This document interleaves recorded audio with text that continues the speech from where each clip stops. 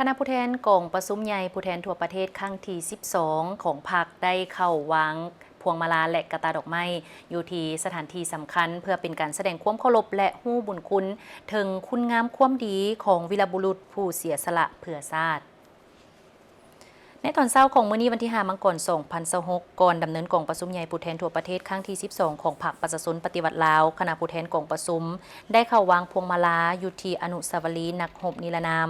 ซึ่งได้จัดแบ่งออกเป็น2สุดคือสุดทำอิฐแมนคณะบริหารงานศูนย์กลางพรรคนำโดยสหายทองลุ้นศรีสุริตเลขาธิการใหญ่คณะบริหารงานศูนย์กลางพรรคและตามด้วยสุดที่2ต่างหน้าจากศูนย์กลางและท้องถิ่นนำโดยพลโทแสงนวลสัญราชเลขาคณะบริหารงานสหพันธ์นักรบเก่าแห่งชาติลาวเพื่อเป็นการแสดงถึงความเคารพและกตัญญูฮู้บุญคุณถึงคุณงามความดีน้ำใจต่อสู้อย่างพิละอาจหาญและบ่ยอมจำนนของบรรดาบรรพบุรุษลาวก็คือบรรดานักรบปฏิวัติลาวที่เสียสละชีวิตเลือดเนื้อเพื่อชาติก็คือเพื่อภารกิจปฏิวัติอย่างองอาจกล้าหาญภายใต้การนำพาซี่นำของพรรคประชาชนปฏิวัติลาวจนสามารถญาติได้ไสชนะและประกาศเอกราชสถาปนาเป็นสาธารณรัฐประชาธิปไตยประชาชนลาว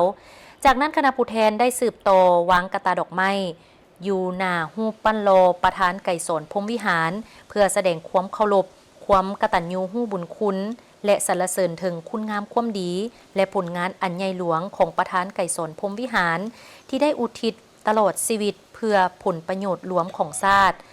ประธานแมนนักฮักชาติผู้ยิ่งใหญ่แมนลูกผู้ประเสริฐของประชาชนลาวบรรดาเผ่าแมนนักปฏิวัติผู้ดีเลิศเป็นผู้นำสูงสุดของการปฏิวัติลาวที่มีความปีศาจสามารถมีความฉลาดลักแหลมมีไหวพริบอันแหลมคมมีน้ำใจต่อสู้อันเด็ดเดียวเหนียวแน่นเป็นผู้นำที่แสนเคารพรักของพรรคของรัฐของประชาชน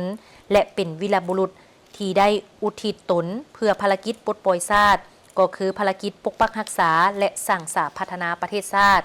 ชีวิตและภารกิจปฏิวัติลาวของประธานไก่สนพรหมวิหารได้ติดพันอย่างสนิทแน่นกับการขยายตัวของพรรคและการปฏิวัติเฮาประธานได้นำเอาการปฏิวัติลาวก้าวขึ้นเทือละก้าวจนสามารถญาติเอาไซสนะอย่างสมบูรณ์และนำพาภารกิจเปลี่ยนแปลงใหม่รอบด้านและมีหลักการของพรรคเพื่อสร้างปฐมปัจจัยก้าวขึ้นสู่สังคมนิยมอย่างนักแน่นและมีไซพร้อมกันนั้นก็ยึดมั่นคำขวัญว่าประธานไก่สนพรหมวิหารที่แสนเคารพรักยืนยงคงตัวในภารกิจปฏิวัติอันยิ่งใหญ่ของพรรคเฮาตลอดไปกาลนาน